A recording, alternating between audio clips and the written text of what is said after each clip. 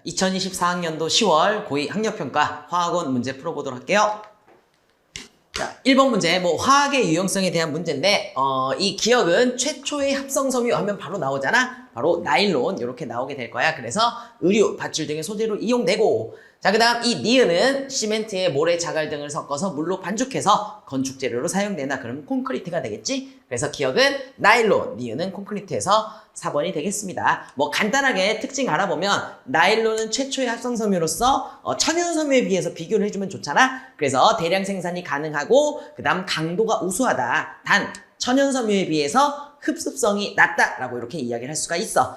특히 이제 내신 때 학생들이 많이 물어보는 게 선생님 나일론 열에 강한가요? 라고 이렇게 물어보는데 나일론 하면 스타킹 생각하면 되잖아. 거기에 라이터로 이렇게 불을 붙이면 그만 짜라락 하고 타버리겠지? 그래서 합성섬유는 특히 나일론 같은 경우는 열에 약하다라고 생각하면 되겠고, 자, 그 다음 이 콘크리트는 시멘트에 모래, 자갈 등을 넣어서 이제 강도가 더 우수해지는데 건물을 지을 때 이 콘크리트만으로 만드는 게 아니라 철근을 보충해서 철근 콘크리트 용법을 이렇게 사용하게 된다라는 것 정도만 알아두면 되겠습니다.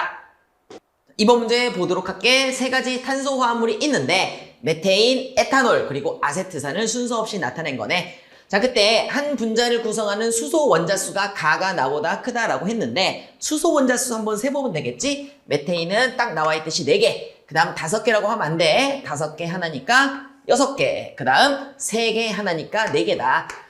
메테인과 아세트산은 수소수가 같은데 유일하게 6개로 많은 게 에탄올이 되겠지. 따라서 이 가는 에탄올이다 라고 할 수가 있고, 그럼 수소수가 4개인 나 그리고 가가 각각 누구인지를 찾아내야 되는데 바로 이 분자량이 나와 있어. 보통 분자량을 이용하는 문제는 원자량들이 나와 있을 텐데 원자량이 없다는 것은 원자량이 없이도 분자량의 크기를 비교할 수 있다는 얘기잖아. 그래서 CH4, 탄소 하나에 수소 4개로 되어 있는 분자인데 이 녀석은 탄소 하나에 수소 4개에다가 탄소 하나, 산소 2개가 더 붙어 있기 때문에 이 녀석의 분자량이 더 크다라고 할 수 있어. 그래서 둘 중에 하나가 나와 다일 텐데 분자량이 더 큰 아세트산이 나구나.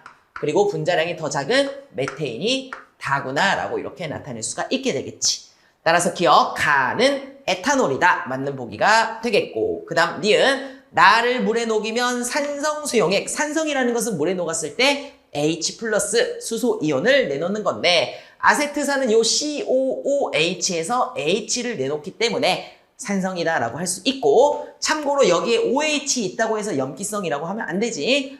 에탄올은 중성용액이다 라고 이야기를 할 수가 있어. 따라서 산성수용액이 된다. 맞는 보기가 되겠네. 그리고 메테인은 액화 천연가스 LNG의 주성분이 되겠고, LPG, 액화 석유가스는 프로페인과 뷰테인이 주성분이 되겠습니다. 따라서 정답은 기억, 니은, 디귿 5번이 되겠네요. 자, 3번 문제 보도록 할게요. 화합물 XY를 화학결합 모형으로 나타낸 건데 이 X와 Y가 어떤 원소인지를 찾아내야 돼. 자, 따라서 여기는 지금 플러스 1가 양이온인데 첫 번째 껍질은 2개, 두 번째 껍질은 8개, 세 번째 껍질은 8개가 이렇게 있는 상태지.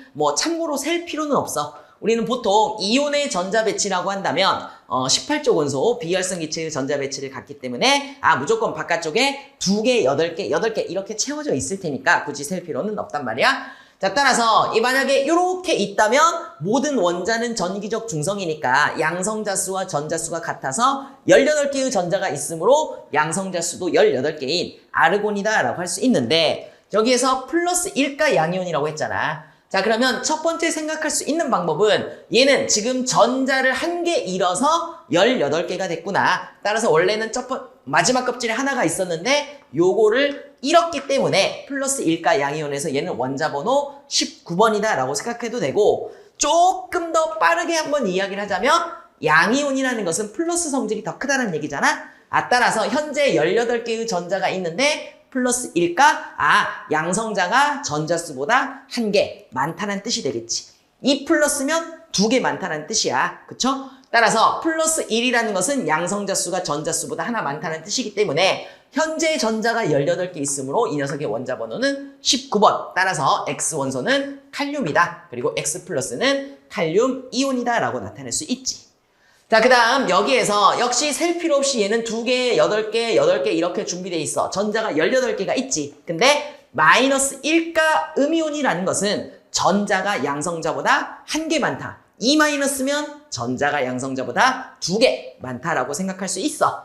따라서 얘는 18개가 있는데 이 상태가 전자가 하나 더 많은 상태니까 양성자 수는 17개구나. 그럼 17번 누구야? 아, 염소. 그래서 Cl-면 염화 이온이구나 라고 찾아낼 수 있지. 따라서 기억, X는 지금 현재 이온 상태는 껍질이 3개 있지만 원자 상태라면 칼륨은 19번 4주기 1족 원소. 그래서 틀린 보기가 되겠고, Y는 염소, 그치? 염소는 비금속 원소죠. 그리고 비금속 원소가 음이온이 잘 되기 때문에 아, 비금속 원소구나 라고 찾아낼 수가 있어. 자, 그리고 여기에 있는 KCl, 양이온과 음이온, 금속 원소와 비금속 원소가 결합하는 이온 결합 물질의 전기 전도성이라고 생각한다면 고체 상태에서는 전기 전도성이 없지만 액체 또는 수용액 상태에서는 전기 전도성이 있다. 그래서 상태 잘 보셔야 되는데요. 첫 번째, 이온 결합 물질이므로 액체 상태에서 전기 전도성이 있다라고 할 수 있겠지. 따라서 정답은 니은과 디귿 되겠네요. 4번 문제. 원자 X와 분자 Y2를 루이스 전자점식으로 이렇게 나타냈고, 이때 가장 중요한 거 2주기 원소다. X와 Y는 모두 2주기 원소다. 그래서 문제를 대충 빨리 보다 보면 얘는 수소인가? 라고 생각할 수가 있는데 2주기 1족 원소라고 생각할 수 있겠지? 원자과 전자가 하나니까. 따라서 이 X는 리튬이구나 라고 이야기를 할 수 있어. 자, 그리고 2주기 원소 중에 2가지를 봐도 되는데 첫 번째는 원자과 전자수 하나, 둘, 셋, 넷, 다섯, 6개가 있으니까 2주기 16족 산소구나. 또는 원자과 전자가 몇 개 있길래 얘네들은 공유 전자쌍이 이렇게 2개가 있느냐. 공유 전자쌍이 2개인 이유는 원자과 전자가 6개이기 때문이다 라고 생각할 수가 있겠죠. 따라서 어쨌든 얘는 2주기 16족 원소인 산소구나. 그래서 Y2는 O2구나 라고 생각할 수가 있어. 따라서 기억! X, 즉 리튬 고체 상태 금속 결정이지, 금속 결정은 자유전자가 존재하기 때문에 광택이 나타나고 열과 전기 전도성이 나타나고 그 다음 힘을 가했을 때 연성과 전성이 나타난다. 펴지는 성질 또는 뽑히는 성질이 나타난다. 이런 성질들이 모두 뭐 때문에? 자유전자 때문이고, 또는 전성과 연성이 나타난다는 것을 다른 표현으로 하자면 힘을 가해도 결합이 유지된다라고 이렇게 이야기할 수가 있어. 어쨌든 금속 결정이기 때문에 자유전자가 있어서 연성과 전성이 존재한다. 자, 그 다음 Y2는 여기에 공유전자쌍이 이렇게 2개가 존재하고 있죠. 따라서 이중결합을 해. 왜 이중결합을 하냐? 원자과 전자수가 6개이기 때문에 따라서 옥텟 규칙을 만족하려면 이중결합을 해야 된다라고 할 수 있고, 그 다음 X2Y 그러면 리튬 2개, 산소 원자 하나가 이렇게 결합하고 있는 이온 결합 물질이지, 금속 양이온과 비금속 음이온이 결합한 이온 결합 물질이라고 하겠습니다. 따라서 정답은 기억과 니은 되겠네요. 자, 5번 문제 보도록 할게. 황과 관련된 2가지 반응인데 여기서 가와 나에 있는 기억이 똑같다. 자, 그러면 원자수 일치 시켜보면 산소는 여기에 6개가 있고 여기엔 2개가 있으니까 이 안에 산소 원자 4개 있어야 되고, 자, 그 다음 여기에 황이 2개 있으니까 이 안에도 황 원자가 2개가 있어야 되는데 2가 이미 곱해져 있잖아. 그래서 황원자 2개가 되기 위해서는 여기에만 황원자가 있어야 되는데 요 기억 안에는 황원자가 하나가 있구나.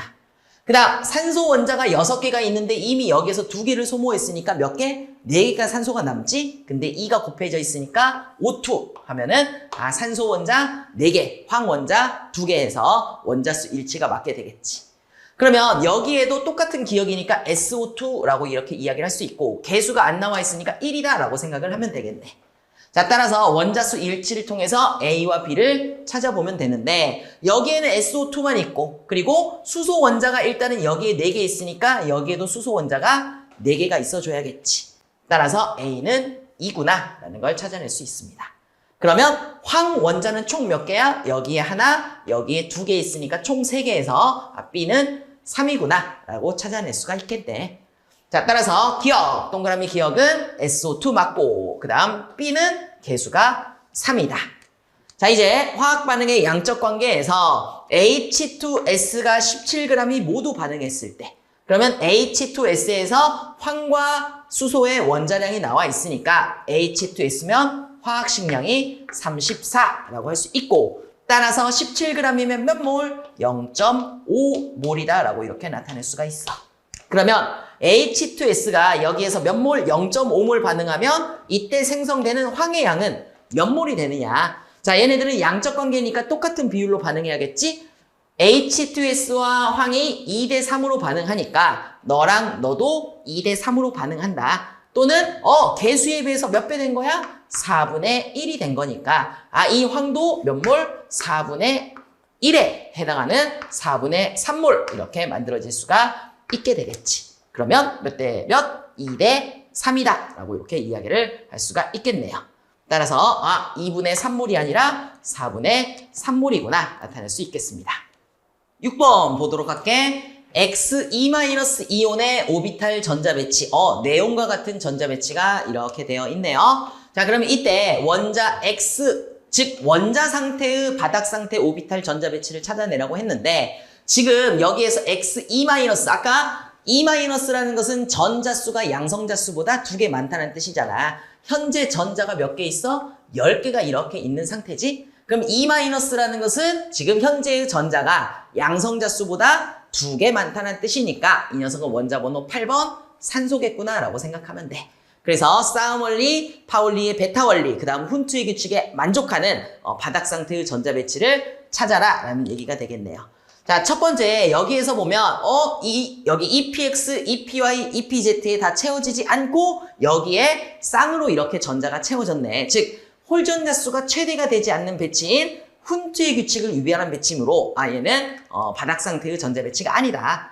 자, 그 다음 두 번째 오해하기 쉬운데 PX, PY, PZ의 에너지 준위가 같지? 따라서 여기에서 여기에 2개 먼저 채워지고 여기에 하나하나 채워지든 여기에 2개 채워지고 하나하나 채워지든 똑같다. 왜? PX, PY, PZ의 에너지 준위가 같기 때문에 어디에 먼저 채워줘도 상관이 없다. 따라서 2번이 정답이 되겠고.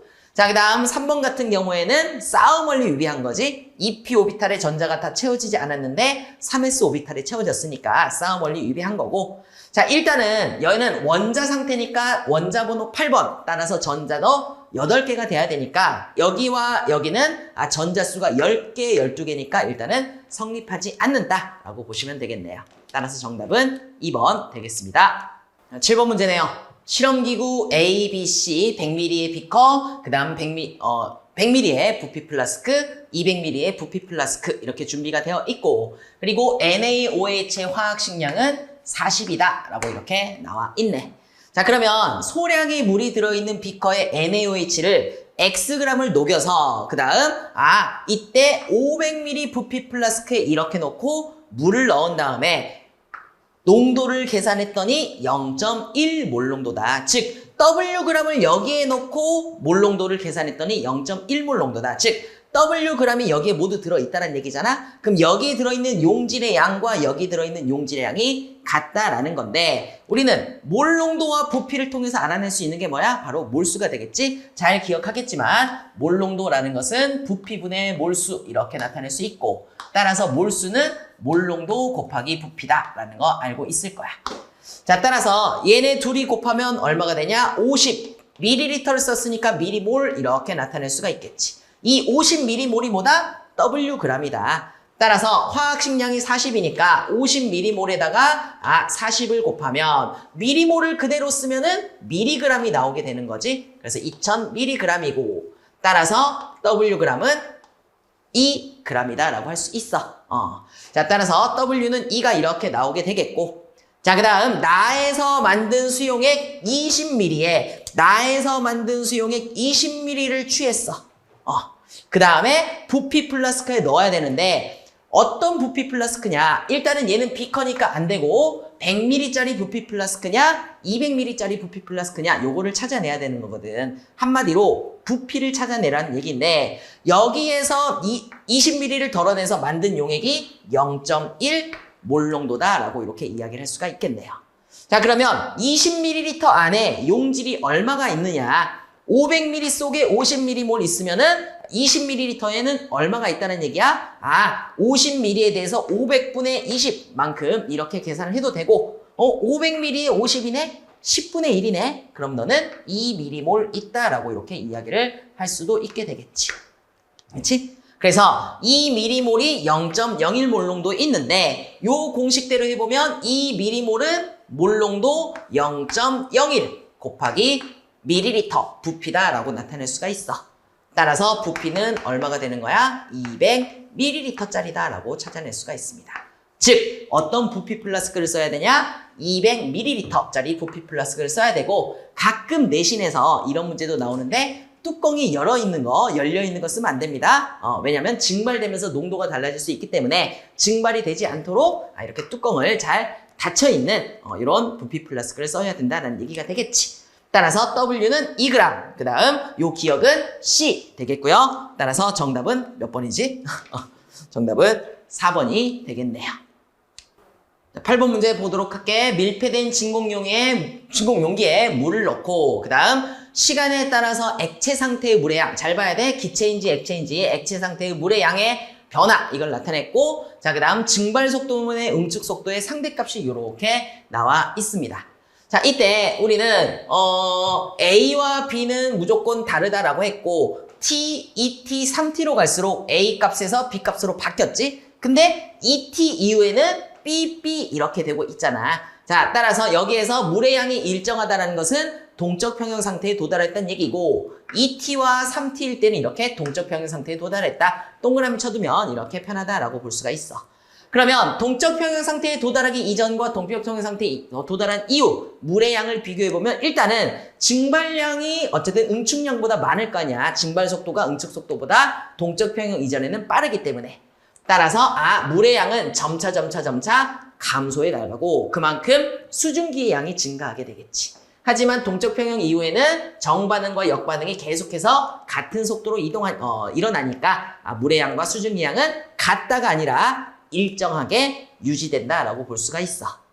자, 그 다음은 여기에서 증발 속도분의 응축 속도 비율을 이렇게 볼 텐데 온도가 일정하다라고 한다면 증발 속도는 어때? 변하지 않지? 따라서 이 비율이기 때문에 증발 속도는 일정하다. 결국에는 이 값은 응축 속도에 영향을 받는데 응축 속도는 동적 평형이 도달할수록 이렇게 증가를 하게 되는 거잖아. 동적 평형일 때까지. 따라서 이때의 분자를 보면은 응축 속도는 동적 평형까지 이렇게 증가하고 그 이후부터는 같아지게 되겠죠. 따라서 기억값을 1과 비교하면 분모는 같은데 분자는 얘가 크니까 기억은 1보다 크구나 라고 생각할 수가 있지.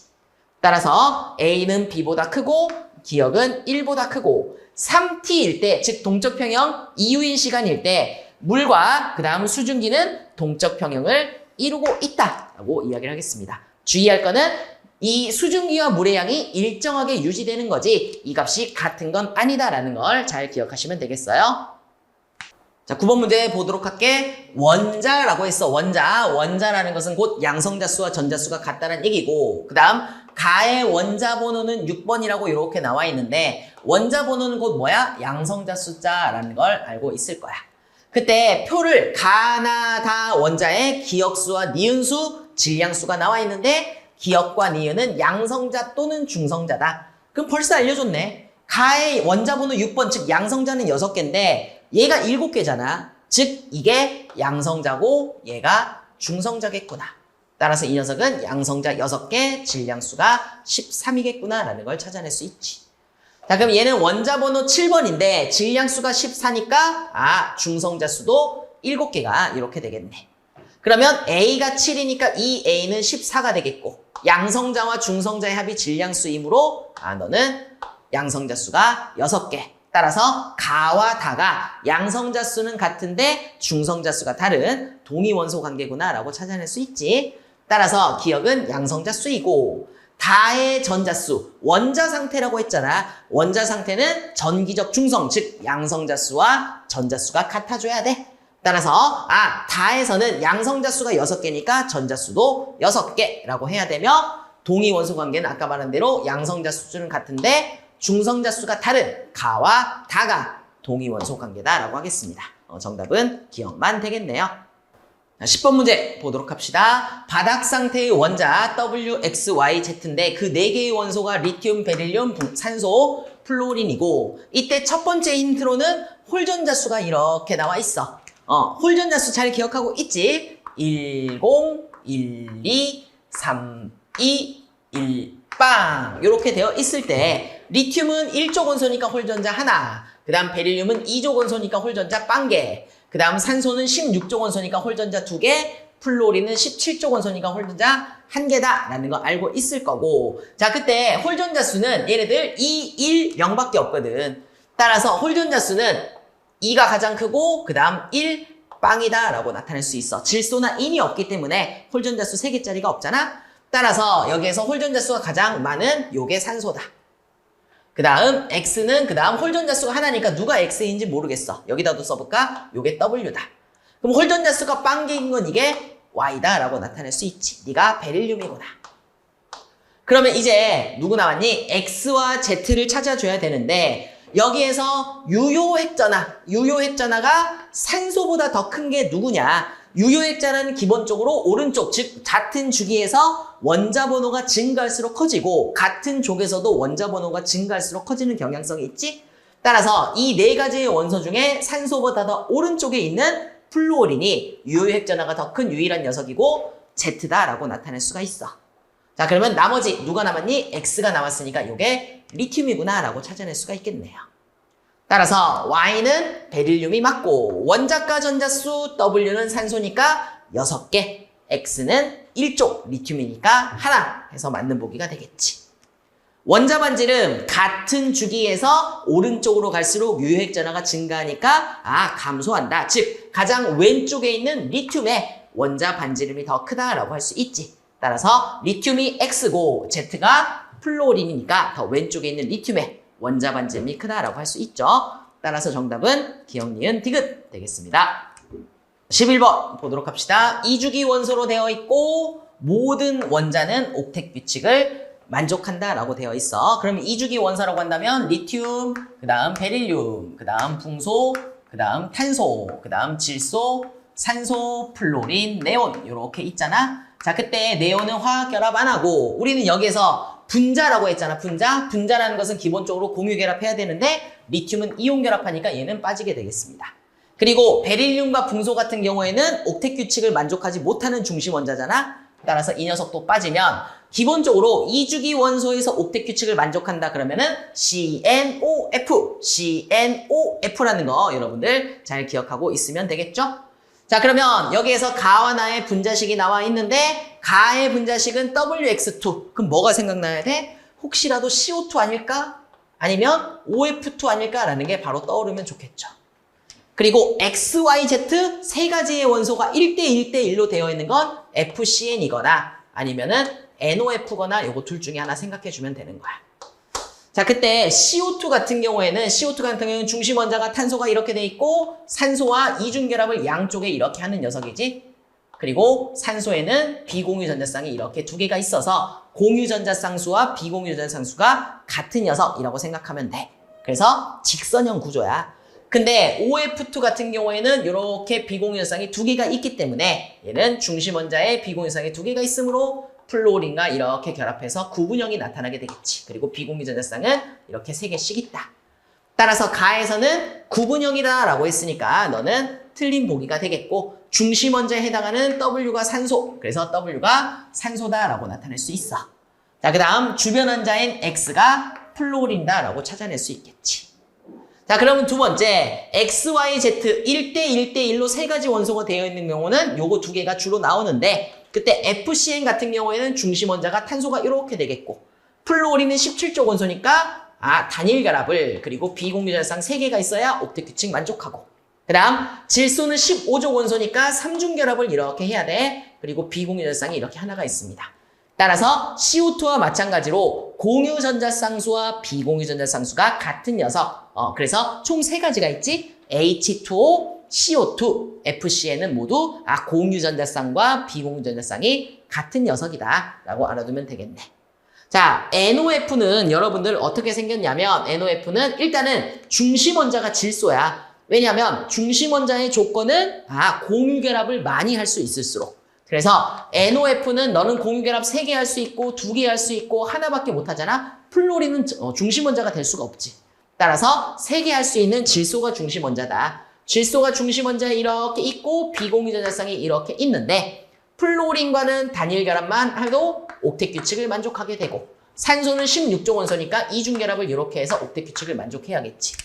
그럼 이때 이 녀석이 직선형이냐? 그게 아니라 전자쌍 반발 원리에 의해서 중심 원자의 전자쌍이 몇 개 있다고 간주해야 돼? 1개, 2개, 3개. 다중결합도 하나의 전자쌍으로 간주하잖아. 그래서 중심 원자 주위에 1개, 2개, 3개의 전자쌍이 있다고 생각하니까 BF3와 같이 비공유 전자쌍과 이중결합과 그 다음 단일결합 얘네들이 평면 삼각형 구조와 같은 구조를 갖는다. 따라서 산소와 이중결합을 이렇게 하게 되면 플루오린과는 이런 결합을 하게 되고 우리는 이 구조를 뭐라고 해? 여기에서 이렇게 생긴 구분형 구조라고 이렇게 이야기를 하지. H2O, OF2의 구분형과는 다르고 약 120도의 구분형을 이렇게 갖는 거잖아. 여기서의 구분형은 104.5도의 구분형을 갖는다. 그래서 얘는 평면 삼각형을 메인으로 하는 거지만 비공유 전자쌍은 분자 구조에 껴주질 않아. 따라서 너랑 너가 구분형을 이루고 있다. 하지만 전자성으로는 평면 삼각형의 구조를 이루고 있다라고 생각을 해주면 돼. 따라서 직선형 얘는 구분형이니까 아닌 게 되겠고요. 따라서 FCn에서 중심 원자는 탄소라고 할 수 있지. 따라서 Y가 탄소라고 한다면 남은 거 하나 Z가 질소라고 찾아낼 수 있어. 따라서 기억, 가는 극성 분자이다. 맞는 보기가 되겠죠. 자, 여러분 잘 알고 있는지 모르겠는데 여기다가 한번 써볼까? 자, 우리는 무극성 분자라고 한다면 뭘 무극성 분자라고 이렇게 이야기를 하냐? 쌍극자 모멘트의 합이 0이거나 분자 구조가 대칭인 거라고 이야기를 하는데 매번 우리가 쌍극자 모멘트를 그릴 수는 없잖아. 따라서 첫 번째 조건은 뭐냐면 이 중심 원자에 비공유 전자쌍이 없어야 돼. 비공유 전자쌍이 없는 게 바로 무극성 분자다. 그러니까 일단은 여기 가와 같은 경우에 산소에 비공유 전자쌍이 이렇게 2개가 있는 거잖아. 그래서 얘는 뭐 어떻게 생겼든 무조건 극성 분자다라고 할 수 있어. 그럼 만약에 중심 원자에 비공유가 없다? 그러면 주변 원자에 모두 같은 원자로만 구성이 되어 있어야 돼. 그래서 CH4, CF4, CCl4 이렇게 탄소 같은 경우는 중심 원자에 비공유가 없으니까 요거는 통과를 하고 그 다음 두 번째 모두 같은 원자로 되어 있으니까 CH4, CF4, CCl4 같은 경우에는 모두 무극성 분자다. 근데 여기에서는 이 탄소의 중심 원자에 비공유가 없어서 1번은 통과지만 2번에서 주변에 같은 원자로 되어 있지 않지? 그럼 얘는 극성 분자다라고 생각하면 되고 한 가지 더 팁이 있다면 설탕 같은 경우는 극성 분자일까 무극성 분자일까? 얘네 같은 경우에는 일단은 극성은 극성끼리 잘 섞이고 무극성은 무극성끼리 잘 섞이지. 그래서 물에 녹지 않는 거. 따라서 설탕은 물에 잘 녹으니까 극성 분자다라고 생각을 해주면 되는 거야. 자, 따라서 극성 분자, 무극성 분자 판별법에서 이야기를 해봤고 자, 잘 봐야 돼. 그냥 비공유가 아니라 중심 원자의 비공유 전자쌍이거든. 중심 원자의 비공유 2개, 하나니까 가가 나보다 더 큰 게 맞겠고 전기 음성도는 같은 주기에서 오른쪽으로 갈수록 증가한다. 자, 근데 Z가 질소고 W는 산소니까 W가 Z보다 전기 음성도가 더 커야겠지. 전기 음성도 1, 2, 3대장 기억하고 있어야 돼. 4.0, 3.5, 3.0으로 전기 음성도 1, 2, 3대장 1등, 2등, 3등이다 라고 알려주면 되겠죠.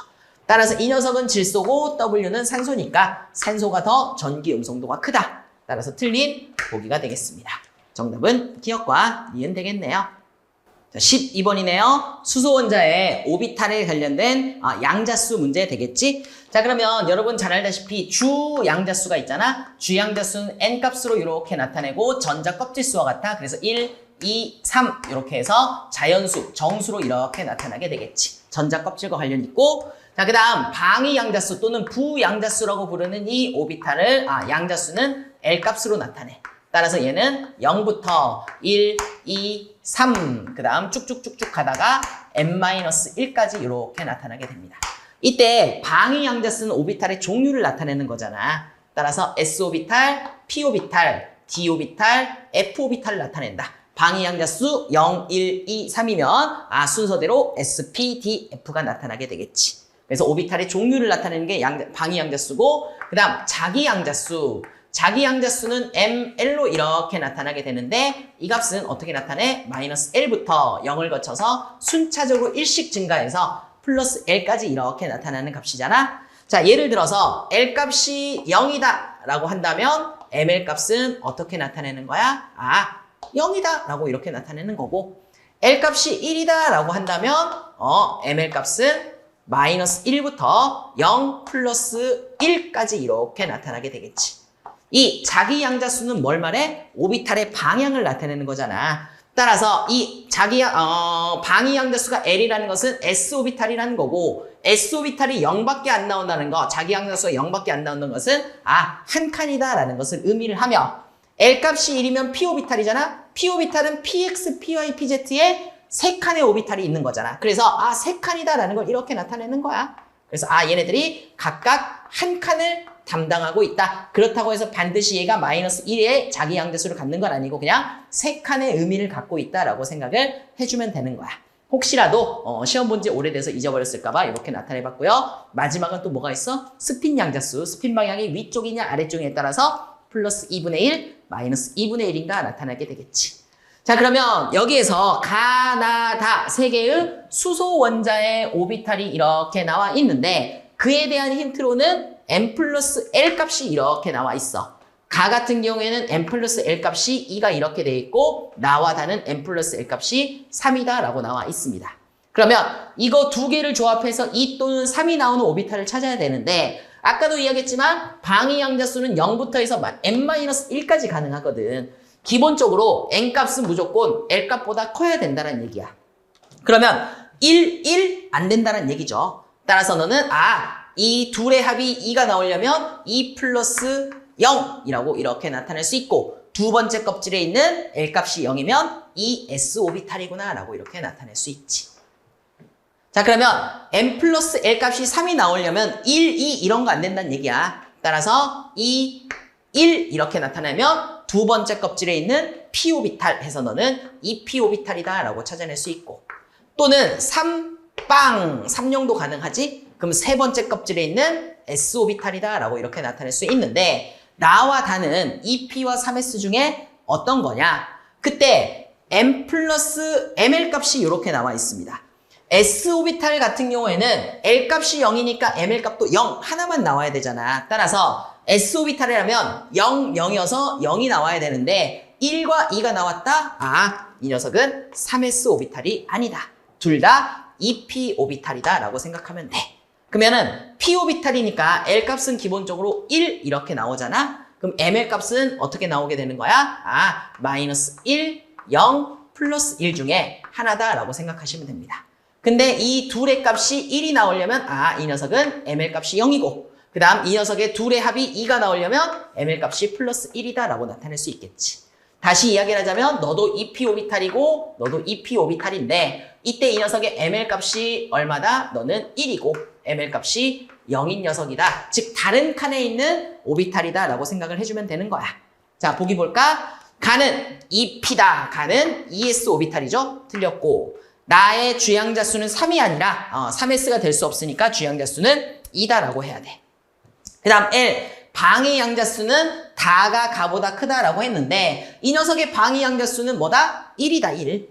그리고 ES는 빵이니까 다가 가보다 방위 양자수가 크다, 맞는 보기가 되겠고, 그 다음 ML 값, 나가 가보다 크다라고 했는데 나의 ML 값은 0이고, 그 다음 S 오비탈의 ML 값도 무조건 뭐가 돼? 0이 된다라는 뜻이지. 그래서 같다라고 해야 되면, 에너지 준위는 다가 나보다 크다라고 했는데 같은 EP 오비탈이잖아. 그래서 PX, PY, PZ 주양자수가 같은 EPX, EPY, EPZ의 오비탈의 에너지 준위는 같다라는 거 알아두시면 되겠는데, 자, 이때 잘 나오는 게, 그러면 ES와 EP 오비탈 누가 더 에너지 준위가 높아? 에너지 준위를 이렇게 물어보게 된다면 혹시라도 모르니까 문제로 다시 가야 돼.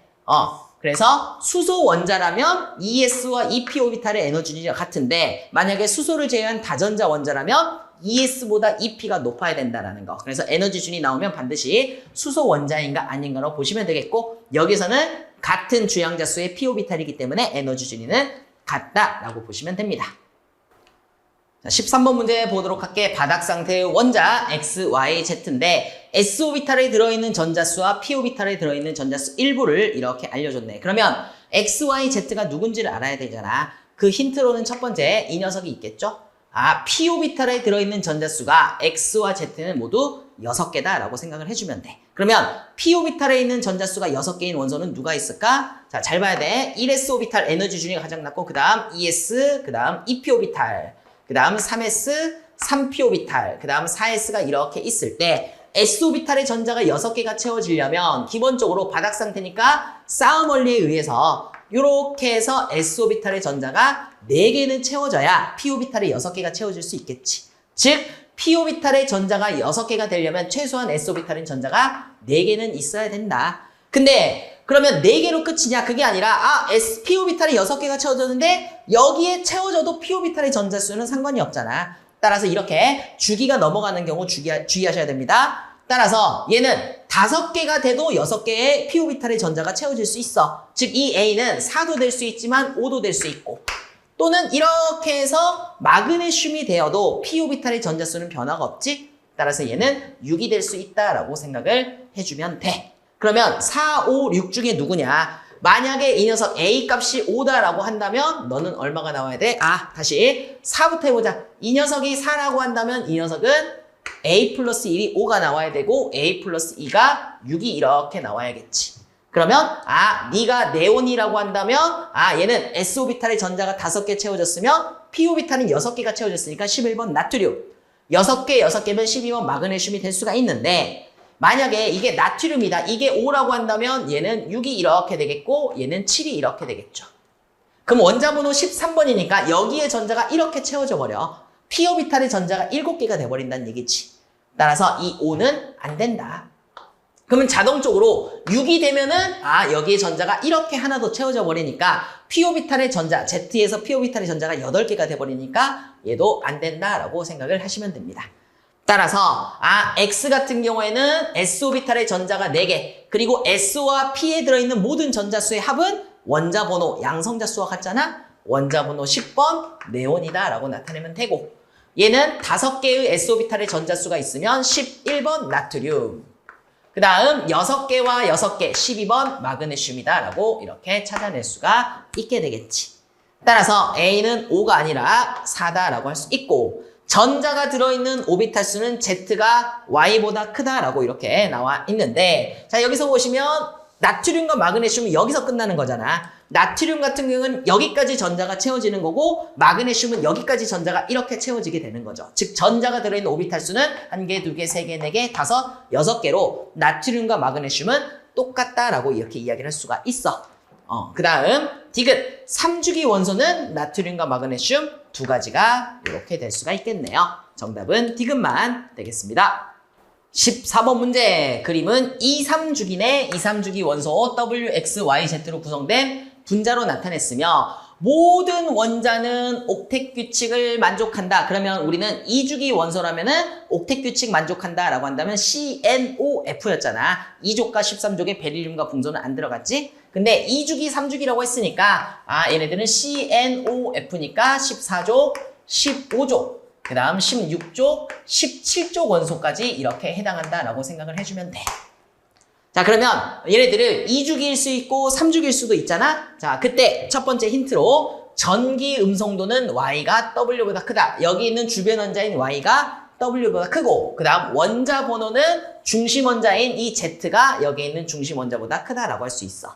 그러면 중심 원자가 하나일 때 3개의 공유 결합을 할 수 있는 건 13족 원소와 15족 원소가 될 텐데, 13족 원소는 옥텟 규칙 만족 안 하니까 중심 원자는 Z와 X, 15족 원소가 바로 중심 원자가 이렇게 될 수가 있겠지. 근데 원자 번호가 2, 3주기에서 Z가 더 크니까 더 아래쪽에 있다는 뜻이고, 네가 Z고 따라서 네가 X구나 라고 이렇게 찾아낼 수가 있죠.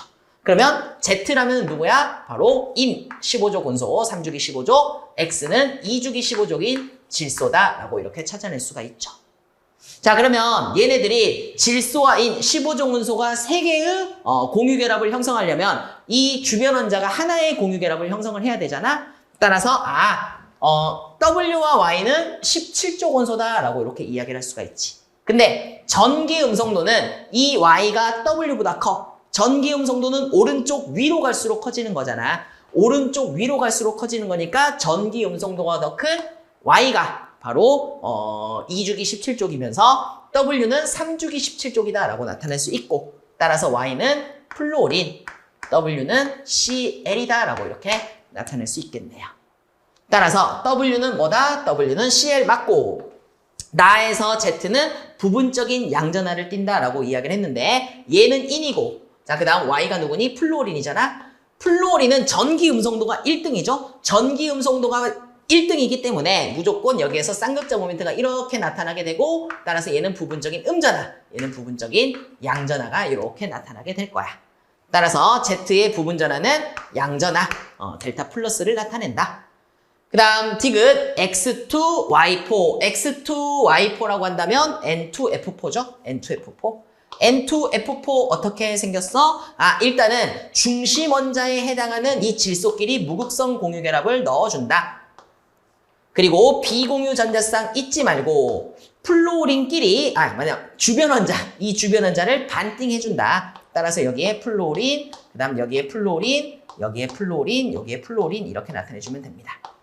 그 다음 마지막으로 이 중심 원자와 주변 원자가 모두 옥텟 규칙을 만족했는지 보면 되는데, 플루오린은 다 그리진 않을게요. 비공유가 3개 있으니까 총 전자쌍 4개에서 옥텟 규칙 만족했고, 얘도 전자쌍이 4개로 옥텟 규칙을 이렇게 만족하는 부분이 되겠지. 따라서 무극성 공유결합이다 라고 한다면 같은 원자끼리 결합한 부분이 있느냐, 따라서 무극성 공유결합과 극성 공유결합이 함께 존재하는 녀석이다 라고 하겠죠. 따라서 정답은 기억, 니은, 디귿 되겠네요. 15번 봅시다. 자연계에 존재하는 모든 X2의 분자량이 이렇게 나와 있습니다. 분자량이 이렇게 3가지가 나와 있는데 M 플러스 2, M 그리고 알려주지 않은 기억이 있고, 그리고 기억보다 M이 이렇게 크다라고 했으니까 기억보다 M이 크고 M보다는 M 플러스 2가 더 크다라고 이야기를 할 수가 있겠죠. 자, 그러면 여기에서 요거 하나 알고 넘어가 볼까? 자, 원자량이 A인 녀석과 원자량이 B인 X, 동위원소가 이렇게 2가지가 있다라고 한다면, 그리고 이 녀석의 자연계의 존재 비율이 스몰 x 대 스몰 y의 존재 비율로 존재한다면, 그러면 존재할 수 있는 X2의 분자량과 그 녀석의 존재 비율에 대해서 한번 이야기를 해봅시다. 자, 그러면 이 AA 똑같은 거 만난 이 A가 이렇게 있을 수 있고, 분자량이 2A인 녀석 여기다 하나 써줄까? 분자량. 자, 여기서 X2에서 존재할 수 있는 분자량은 AA 만나서 EA, 그리고 AB 만나서 A 플러스 B의 X2가 만들어질 수 있고, BB 만나서 이 B의 분자량을 갖는 3가지의 이런 X2가 만들어질 수 있어. 그때 이 녀석의 존재 비율을 보면 이 A가 되려면 A가 2번 만나야 되는 거잖아. 따라서 X제곱으로 나타낼 수 있겠지. 통 안에 A와 B가 있는데 눈을 감고 손을 넣었을 때 A가 2번 뽑히려면 X제곱만큼이 나와야 되고, 그리고 B 2개가 뽑히려면 Y제곱이 돼야 돼. 그럼 A, B라면 A를 먼저 뽑고 B를 뽑아도 되지만 B를 먼저 뽑고 A를 뽑아도 상관없으니까 이 X, Y의 존재 비율로 이렇게 나타낼 수 있습니다. 뭘 말하고 싶냐면, 자연계에 동위원소가 2종류가 있으면 X2라면 분자량이 3개가 나온다. 거꾸로 X2의 분자량이 3종류면 동위원소는 2가지다라는 것을 이렇게 이야기할 수 있는 거야. 따라서 여기에서 너는 분자량이 3가지인 X2가 만들어졌어? 그럼 동위원소는 몇 종류다? 2종류의 동위원소가 이렇게 있다라는 뜻이야. 이때 얘네들의 원자량, 질량수를 이렇게 판단을 해주시면 좋은데, 자, 그러면 여기에서 얘는 기억이고 M이고 M 플러스 2라고 나왔잖아. 그래서 선생님은 귀찮아서 그냥 M을 2라고 한번 나타내볼게. 2. 그럼 이 값은 4가 이렇게 될 수가 있겠죠. 자, 그러면 여기에서 만약에 B의 원자량이 더 크다라고 한다면 이 녀석보다는 얘가 더 클 거고, 이 녀석보다는 얘가 이렇게 더 크겠지? 즉, 가장 분자량이 큰 녀석은 원자량이 가장 큰 2개가 만난 거야. 따라서 4라는 분자량이 나오려면 이 녀석의 원자량 2, 2개짜리가 만난 거다. 따라서 2종류의 동위원소 중에 하나는 2의 원자량을 갖는 녀석이 되겠고, 그러면 둘 중에 하나가 2잖아. 그럼 너랑 만나서 2가 되려면 하나는 2짜리, 하나는 0짜리가 이렇게 된다라고 보시면 되겠습니다. 그러면 이 기억은 얼마가 나와야 돼? 빵이 나오고, 빵이 나오는 이유는 가장 원자량이 작은 0, 0, 2가지가 이렇게 만나는 경우다라고 생각을 해주면 된다라는 거죠. 그때 이 녀석의 존재 비율을 내가 A%라고 이야기를 하고, 이 녀석의 존재 비율을 B%라고 이렇게 나타낸다면 이 녀석의 25%는 A제곱으로, 그 다음 이 녀석은 2AB로, 그 다음 이 녀석의 존재 비율은 B의 제곱으로 나타나. 근데 A제곱도 25, B의 제곱도 25니까 이 녀석의 존재 비율이 어떻다? 같다라는 것을 이렇게 의미를 하겠습니다. 따라서 X의 동위원소는 X2의 분자량이 세 종류다. 동위원소 두 가지다. 동위원소 두 가지다. 분자량은 X2의 분자량은 세 가지가 나온다라는 걸 확인할 수 있으며, 자 그러면 여기에서 우리는 M을 대신 2를 이렇게 집어넣었는데 0, 2, 4가 나오잖아. 즉 기억이라는 건 뭐야? 이 M보다 2가 적다란 뜻이지. 따라서 M-2 맞는 보기가 되겠고, 평균 원자량은 0짜리와 M짜리, 4짜리 하면 0짜리와 2짜리가 이렇게 존재를 하고 있는데 내분점을 이렇게 이용을 한다면 얘가 0과 그 다음 2 이렇게 나타낼 수 있겠죠. 그러면 1대1이니까 여기에서 뭐니? 평균 원자량은 1이다 라고 나타낼 수 있고, 우리는 이 2를 M이다 라고 이렇게 나타냈으니까 1이면 2분의 M의 평균 원자량을 갖는다 라고 보시면 되겠네요. 따라서 평균 원자량은 1대1이므로 중간값이다 라고 보시면 됩니다. 정답은 기억, 니은, 디귿 되겠네요. 자, 16번 봅시다. 분자 가부터 다에 대한 자료인데 모든 원자는 옵택 규칙을 이렇게 만족한다. 그러면 옵택 규칙을 만족을 하니까 CONF인데 CFO 이렇게 세 종류의 원소로만 되어 있습니다. 첫 번째 가는 탄소와 플로린으로만 되어 있는데요. 구성 원자수가 4개야. 그럼 탄소와 플로린이 되었을 때 제일 만만한 게 뭐지? CF4잖아. 걔는 5원자 분자잖아. 5원자 분자. 따라서 이 녀석이 4원자 분자로 이렇게 나타내려면 너는 C2F2가 제일 만만한 녀석이다 라고 보시면 되겠죠. 자, 이때 비공유 전자쌍은 플로린만 있고 플로린은 비공유 원자 하나당 3개씩 있으니까 3이 6, 6개의 비공유 전자쌍을 갖는다 라고 보시면 됩니다. 자, 그 다음 산소와 플로린으로 되어 있는데 산소와 플로린이 되어 있는데 이때 구성 원자수가 몇 개인지 몰라. 그러면 산소와 플로린이 되어 있는 녀석은 OF2 첫 번째 떠오를 수 있지? 그럼 여기에서 비공유는 2개, 6개 해서 8개가 돼야 되는데 10개라고 했으니까 네가 아니구나. 그럼 뭐라고 할 수 있어? 2개가 더 채워줘야 돼. OF2는 8개니까 2개가 더 채워주려면 산소가 하나 더 들어가면 돼서 O2, F2구나 라고 이렇게 나타낼 수 있고 구성 원자수는 4개라고 할 수 있지.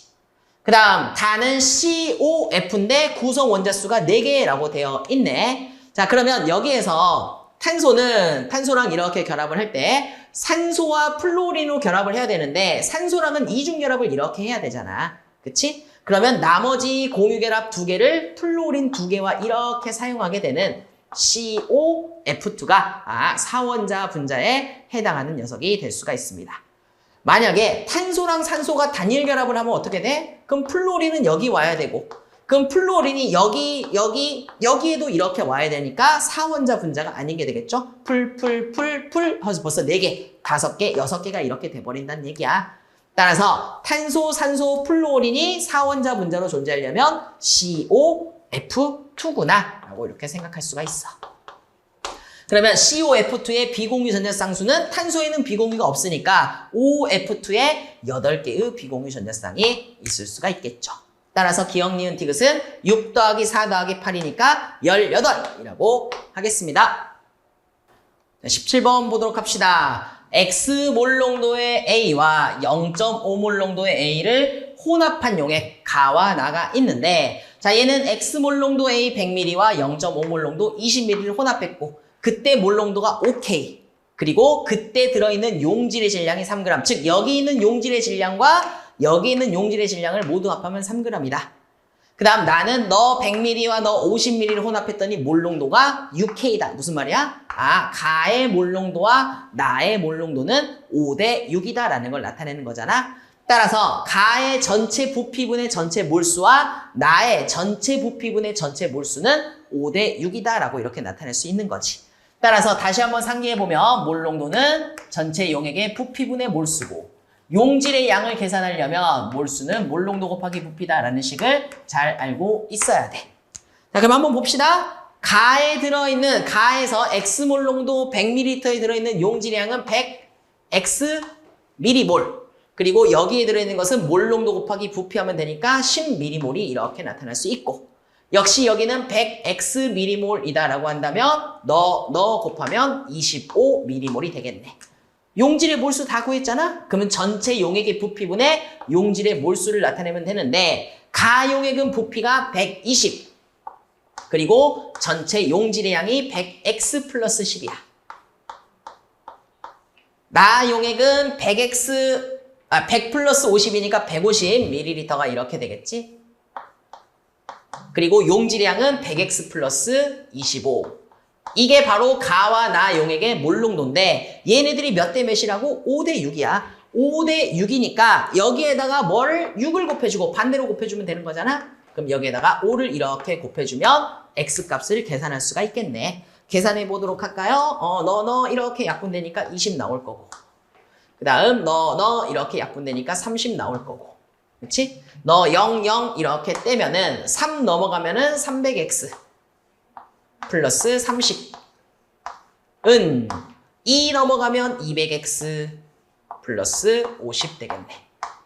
그러면 100x는 20이니까 100x는 20이면 x는 0.2가 나오게 되겠네요.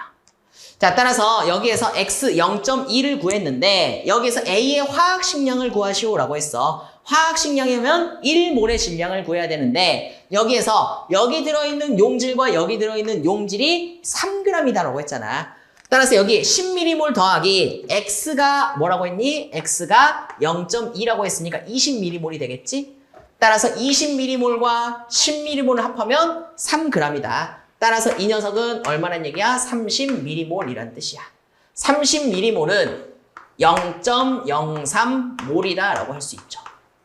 0.03몰이 3g이니까 1몰로 만들려면 괴롭네. 100분의 3몰이죠. 100분의 3몰. 그럼 우리는 분자량 1몰의 질량, 화학식량을 구하려면 1몰일 때를 구해야 되니까 100분의 3몰이 3g이니까 화학식량을 구하려면 3 곱하기 이 녀석을 1로 만들어주면 되잖아. 그래서 3분의 100 하면은 1몰일 때의 질량이 나오는 거지. 생각해봐. 2몰의 질량이 10g이면 2분의 1 해주면 되는 거잖아. 역수치 해주면 된다는 얘기예요. 그래서 100분의 3몰이 3g이니까 1로, 얘를 1로 만들어주려면 역수치 해준다. 따라서 얘는 얼마가 돼? 100이라고 이렇게 나타낼 수 있겠네요. 따라서 A의 화학식량은 얼마다? 100이다. 따라서 100분의 0.2, 100분의 0.2 이렇게 나타내면 되겠고 이 녀석이 10분의 2잖아? 0.2. 어떻게 계산해야 되니? 이 녀석이 10분의 2. 5 곱해보죠. 5. 지우개 없어서 분자분모에 5를 곱해보면 500분의 1 나오게 되겠네. 따라서 정답은 1번이 되겠습니다. 18번 보도록 합시다. 두 가지 이온 결합 물질이야. 금속과 비금속의 이온 결합 물질이고 그 두 가지가 WX3 그 다음 YZ라고 이렇게 나와 있네요. 자, 그러면 우리는 이온 결합 물질에서 얘네들의 개수비는 뭐와 전하량과 반비례한다라는 거 잘 알고 있으면 돼. 얘네들의 개수비가 1대2다. 전하량은 2대1이다. 개수비가 2대3이다. 그럼 전하량은 3대2다 라고 생각해주면 되는데 여기에서 이 녀석의 개수비가 1대3이잖아. 그럼 전하량비는 3대1이다 라고 이렇게 나타내주면 되겠지. 그치? 얘 13족 원소, 17족 원소인가 보구나 라고 생각할 수 있고 그 다음 여기서는 개수비가 1대1이니까 전하량은 플러스 1, 마이너스 1일 수도 있지만 플러스 2, 마이너스 2일 수도 있다. 즉 여기서는 알아낼 게 더 이상 없다라고 보면 돼. 그리고 여기에서 WXYZ는 원자번호 8번부터 17번까지고 그리고 W와 Y는 당연히 금속원소라고 되어 있으며 제1이온화 에너지는 W가 Y보다 더 크다라고 이렇게 되어 있네. 자, 그러면 우리 먼저 이온화 에너지 대략적으로 그려보면 업, 다운, 업, 다운, 업. 요게 2주기 원소면 뚝 이렇게 떨어져서 3주기 원소가 되면 업, 다운, 다운, 업 이렇게 나타나게 되겠지. 근데 원자번호 8번부터니까 산소, 그 다음 플로린, 그 다음 네온, 그 다음 나트륨, 마그네슘, 알루미늄 그 다음 몇 번까지? 17번까지니까 얘는 그 다음 규소, 그 다음 인이라고 말하고 왜 질소를 쓰는 걸까? 인, 황, 염소 이렇게 나타낼 수 있겠죠. 17번까지 이렇게 한번 써봤습니다. 자, 그때 W는 아까 말했지만 플러스 3가 양이온을 띠는 녀석이거든. 그러면 누가 되겠어? 바로 알루미늄이 되겠죠. 따라서 이 녀석이 바로 W다. 그리고 WY는 금속원소라고 했거든. 그럼 금속원소는 여기에 누가 있어? 나트륨, 마그네슘, 알루미늄이 있는데 금속원소 세 가지 중에 알루미늄보다 이온의 작은 것은 요것밖에 없네. 따라서 네가 Y구나 라는 것도 찾아낼 수 있어. 그럼 우리는 뭘 찾았냐? 네가 플러스 1, 마이너스 1일 수도 있지만 플러스 2, 마이너스 2일 수도 있었잖아. 따라서 Y는 나트륨이니까 플러스 1가 양이온이고 얘는 17쪽 마이너스 1가 음이온이다 라고 보면 돼. 자, 거기서 이제 우리는 이 녀석이 모두 17쪽 원소, 마이너스 1가 1가니까 X와 Z는 17쪽 원소야. 따라서 17쪽 원소면 염소가 될 수도 있고 플루올이 될 수도 있는데 마지막 힌트에서 원자 반지름이 Z가 X보다 더 크다라고 이렇게 나타냈어. 그러면 원자 반지름은 같은 쪽에서 아래로 갈수록 증가하는 거잖아. 더 아래쪽에 있는 거 Z가 염소가 되겠고 X가 플루오린이 이렇게 될 수가 있습니다. 따라서 WX3는 알루미늄의 F3 플루오린이나 알루미늄이라고 하겠으며 자, 그 다음 YZ는 NaCl이었구나 라는 것도 찾아낼 수가 있겠죠. 자, 보기 볼까요?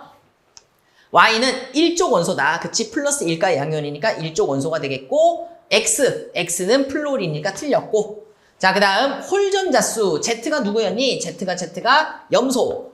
홀전자수 몇 개? 1개. W는 알루미늄. 홀전자 1개. 외우고 있지? 10, 1, 2, 3, 2, 1, 0. 13쪽이어서 하나, 17쪽이어서 하나. 그래서 틀린 보기 되겠네. 정답은 기억만 되겠습니다. 자, 19번 봅시다. A와 B가 반응해서 C와 D가 생성되는 반응인데 A의 개수 1, B의 개수 4. C는 알려줬고 D의 개수는 3이다 라고 알려줬네. 그때 A 10Wg이 들어있는 곳에 B를 이렇게 첨가시켜 줄 때, 자, 그때 D의 질량과 그 다음 반응한 넣어준 B의 질량에 따라서 생성된 D의 질량을 이렇게 나타내 줬지.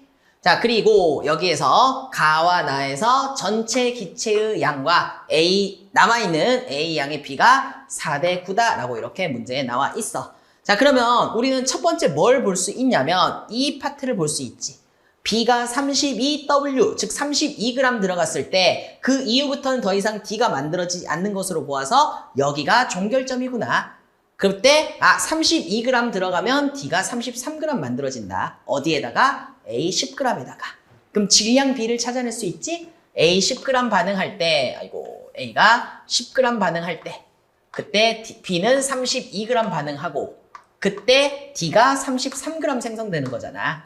질량은 보존돼야 되기 때문에 이때 생성된 C의 질량은 42고 33이니까 9g이 이렇게 생성된다라는 것도 찾아낼 수 있어. 그럼 또 뭘 찾아낼 수 있지? 분자량 찾아낼 수 있잖아. A 하나가 10g이니까 너의 분자량 10. 그리고 B 4개의 질량이 32니까 너의 분자량 8. C의 개수 모르니까 분자량 알 수 없고 3이니까 33 해서 분자량 11이다 라는 것까지 이렇게 알아냈습니다. 자, 그러면 여기에서 A의 분자량 알았고 개수 C 그리고 C의 분자량을 알아내야 되는데 그럼 이제 요거를 이제 알아내야 되는 거잖아. 자, 그러면 가와 나에서 A의 양이라는 것은 남아있는 A의 양분의 그 다음 전체 기체의 양인데 B가 32g 들어가야 A 10g과 딱 알맞게 반응하는 거잖아. 그러면 그 전에는 당연히 B만 반응하고 A가 남을 거고 그 전에도 B만 모두 반응하고 즉 8, 16이 바로 한 개 반응물이고 A는 남을 것이다. 즉 남아있는 전체 기체의 양은 A와 생성된 C 그리고 생성된 D의 양을 이렇게 나타내면 되겠죠. 그래서 여기 있는 A의 양과 여기 있는 A 양은 똑같다라고 생각을 해주면 돼. 자, 그러면 한번 보도록 합시다. 분자량이 8이니까 8W면 1B, B 1몰이 되겠고 16g이면 2B, B 2몰이 이렇게 되겠지. 그러면 B 1몰과 반응한 A는 몇 몰이 남아야 돼? 10Wg이 아까 분자량이 10이라고 했으니까 너는 1몰의 A와 B 1몰이 반응하면 A는 얼마가 소모되는 거야? 개수비가 1대 4잖아. 따라서 너 1몰 반응하면 너는 4분의 1몰 반응하게 되는 거지. 그럼 남은 게 얼마? 4분의 3 무슨 말인지 알겠니? 얘네들은 개수비가 1대 4니까 B가 1몰 반응하면 얘는 4분의 1 반응했으므로 너도 4분의 1만 반응해야 돼. 따라서 A는 4분의 1 반응하고 4분의 3몰이 이렇게 남는다라고 이야기를 할 수 있습니다. 4분의 3몰의 A. 그러면 전체 기체량은 남아있는 A와 C와 D인데 4분의 1만큼 반응했으니까 너는 4분의 3만큼이 남아있는 거고, 그리고 C는 새로 생성돼야 되잖아. 개수에 비해서 4분의 1 반응했으니까 너도 개수에 비해서 4분의 1만큼이 생성돼야 되는 거고, 너도 개수에 비해서 4분의 1만큼만 이렇게 생성된다라고 하겠죠. 요게 가 지점에서 A의 양분의 전체 기체의 양이다 라고 생각을 하면 돼. 이 부피는 결국에는 몰수에 비례하기 때문에 상관없습니다. 자, 그러면 나에서도 똑같이 해볼까? 나에서는 B가 2몰 반응했어. 개수에 비해서 절반 반응했으니까 이 녀석도 개수에 비해서 절반만 반응하고 절반이 남겠지? 절반이라 하면은 2분의 1이니까 A는 2분의 1몰 남았고, 그리고 A는 2분의 1몰의 부피만큼 이렇게 남아있는 상태가 되겠죠.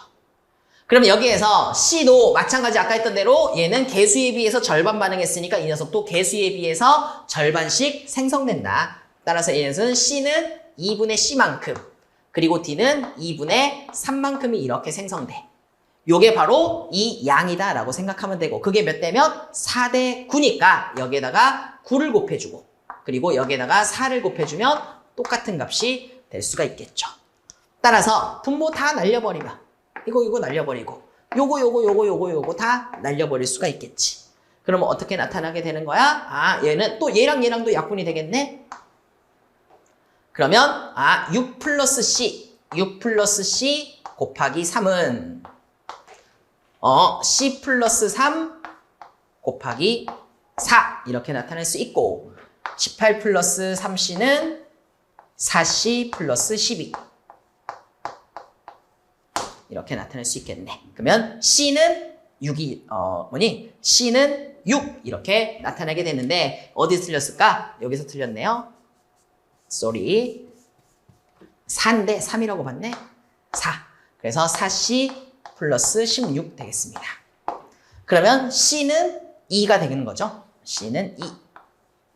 그래서 C의 개수는 2가 이렇게 될 수가 있고, 두 개의 C가 9g이니까 너의 분자량은 4.5라고 찾아낼 수가 있어. 그렇지? 따라서 C 곱하기 C의 분자량분의 A의 분자량 한번 계산해보면 C는 2고, C의 분자량은 4.5, 그 다음 A의 분자량은 4.5라고 써야지 왜 4.9라고 쓸까? 10 이렇게 나타내게 되겠습니다. 그러면 4.5분의 20이 되겠고, 그 말은 9분의 40 되겠죠. 따라서 정답은 2번 되겠습니다.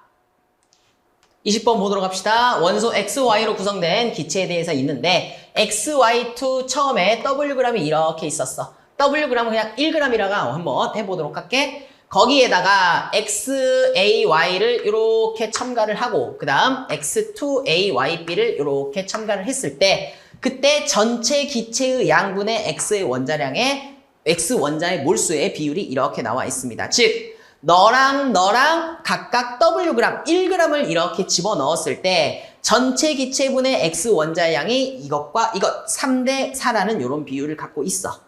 따라서 나는 이 녀석을 X몰 넣었을 때 1g이다 라고 한번 해보고, 그 다음 Y몰 집어넣었을 때 이 녀석은 1g이다. 1g이 각각 X몰, Y몰이다 라고 한다면 X와 Y를 구하면 저 녀석들의 분자량을 찾아낼 수가 있다는 뜻이야. 자, 그럼 여기서부터 한번 보자. 여기서부터 전체 기체의 양분의 X의 원자의 양이잖아. 아직 아무것도 넣지 않았을 때 보시면 얘는 분자 하나당 X 원자가 하나씩 있는 녀석이죠.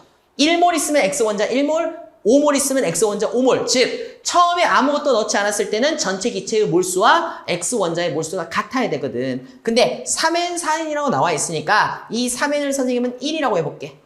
그러면은 N은 3분의 1이고 4N이라는 것은 전체 기체의 양분의 X의 원자량이 원자의 몰수가 3분의 4다라는 뜻이지. 그럼 이게 1이라는 것은 너 1몰에 XY2가 들어있을 때 X 원자수도 1몰이다라는 뜻이잖아. 그래서 선생님은 처음에 1몰 있다라고 한번 간주해보면 1몰, 즉 이 녀석이 1몰, Wg 1g이 1몰 있었다는 뜻이니까 너의 분자량은 1이다라는 걸 첫 번째 찾아낼 수가 있겠습니다. 자, 그 다음 두 번째, 여기에다가 실험 1에서 XAY를 집어넣고 있는데, 근데 전체 기체의 양분의 X 원자의 양이 변하지가 않잖아. 만약에 이 녀석이 2 이상이라면 1몰 집어넣으면 X 원자 2개, 2몰 집어넣으면 X 원자 4개로서 분모보다 분자가 계속해서 커져야 되는 거거든. 근데 이 값이 같다는 건 뭘 말해? 아, 이 녀석과 같이 전체 기체의 몰수와 X 원자 수가 같다. 따라서 이 녀석도 A는 1이다 라는 걸 찾아낼 수 있어. 그리고 이 A니까 여기 두 번째 분자에는 X가 2개씩 이렇게 들어있는 녀석이다라는 걸 확인할 수가 있게 되겠지. 그치? 자, 그 다음은 이제 얘가 왜 3분의 4의 비율을 갖는가 한번 보도록 할게. 자, 그러면 여기에서 3분의 4가 된다라는 의미는 뭘 말하냐? 처음에는 요만큼 있었잖아. 처음에는 요만큼 있었어. XY2 1몰이 있을 때 X 원자가 1몰이 이렇게 있었는데 내가 여기에다가 실험 2면은 이 녀석을 집어넣은 거잖아. 몇 몰? Y몰 집어넣은 거라고 했죠. Y몰을 집어넣었더니 X가 몇 개씩 증가해? 2Y몰씩 증가하겠죠. 1몰이면 2개, 2몰이면 4개, Y몰이면 2Y개 이렇게 증가해야 된다는 얘기야. 요게 3분의 4다라고 이야기를 할 수 있지. 따라서 요거를 풀어보면 4 플러스 4Y는 3 플러스 6Y라고 이렇게 나타낼 수 있고 따라서 2Y는 1이니까 Y는 0.5다 라고 이렇게 찾아낼 수 있습니다. 여기에서 이 Y몰은 0.5몰이다 라는 걸 찾아낼 수 있어. 0.5몰이 1g이니까 너의 분자량은 얼마다? 2다. 그러면 XY2의 분자량이 1이고 X2YB의 분자량이 2다라는 뜻이야. 분자량 B가 1대 2란 뜻이지. 그러면 여기에서 X 원자가 정확하게 2배 증가했으니까 분자량이 정확하게 2배 증가하려면 Y 원자 수도 정확하게 2배 증가해야 되겠네. 따라서 B는 4다라는 것을 이렇게 찾아낼 수가 있습니다. 자, 그러면 이제 마지막으로 이 녀석의 분자량을 찾아내야 되는 거거든. 이 녀석의 분자량. 따라서 이 녀석이 몇 몰인가를 찾아내야 돼. 그럼 아직 한 번도 쓰지 않은 힌트. 이 녀석이 질량이 Wg, 즉 1g이 들어갔을 때 실린더 속에 존재하는 X 원자수의 비율이 19대 15다라고 이렇게 나와 있네요. 자, 그러면 실험 1에서 즉 여기에서 X 원자수 한번 찾아보도록 합시다. 처음에 X 원자수는 몇 개 있었다고? 1개 있었다고. 거기에다가 몇 몰? X몰에 XY를 집어넣었으니까 얼마만큼? X몰만큼 X 원자수가 증가해야 되겠지. 그치? 너의 몰수와 너의 원자수가 같아야 되는 거잖아. 그래서 요 포인트에서는 얼마? 처음에 하나 있었는데 X몰 들어갔으니까 1 플러스 X만이 들어간 거고. 자, 그 다음 요 포인트에서는 얼마야? 1 플러스 요만큼이 들어간 거야. 요게 X 원자량이잖아. 근데 우리는 Y가 0.5라고 했으니까 이 Y는 1이 되겠고. 즉, 1 플러스 2Y만큼 이렇게 들어가는데 이 녀석이 0.5라고 했으니까 요 포인트에서는 X 원자수가 2다. 요게 몇 대 몇? 19대 15란 뜻이야. 그럼 여기에다가 15를 곱해주고 여기에다가 19를 곱해주면 요게 똑같아진다라고 이야기를 하겠죠. 따라서 15 플러스 15X는 2 곱하기 19니까 38. 넘어가면은 23. 따라서 X는 15분의 23몰이다 라고 이렇게 찾아낼 수 있습니다. 이 X가 15분의 23몰이야. 15분의 23몰이 1g이니까 이 녀석의 분자량은 얼마가 돼야 돼? 23분의 15가 될 수가 있게 되겠죠. 이 녀석을 1몰로 만들어주려면 23분의 15를 곱해주면 되는 거잖아. 그래서 이 녀석이 1g이니까 분자량은 23분의 15다. 얘네들의 분자량 비가 1대 2대 23분의 15란 뜻이야. 따라서 23을 곱해주면 너는 15, 너는 23, 그럼 너는 46이다 라는 걸 찾아낼 수가 있게 되겠지. 다시 한번 써보면 XY2가 23이란 뜻이고 그 다음 XY가 15란 뜻이야. 그러면 Y 원자 하나가 증가할 때 8 증가했으니까 Y의 원자량은 8이고 합쳐서 15가 나와야 되니까 X 원자량은 7이다 라고 찾아낼 수가 있겠죠. 보기 볼까요? 기억 A는 1이다. 기억 A는 1이다. 맞는 보기가 되겠고, 그 다음 니은 B는 4이다. 아까도 이야기했지만 분자량 B가 1대 2인데 X 원자수가 정확하게 2배 증가했으므로 Y 원자수도 정확하게 2배 증가해야 분자량이 2배가 될 수 있겠지. 따라서 B는 4다. 이것도 맞는 보기가 되겠네. 자, 그런데 디귿에서 X 원자량과 Y 원자량의 B는 3대 4가 아니라 7대 8이라고 하겠습니다. 따라서 정답은 기억과 니은만 되겠네요. 수고하셨습니다.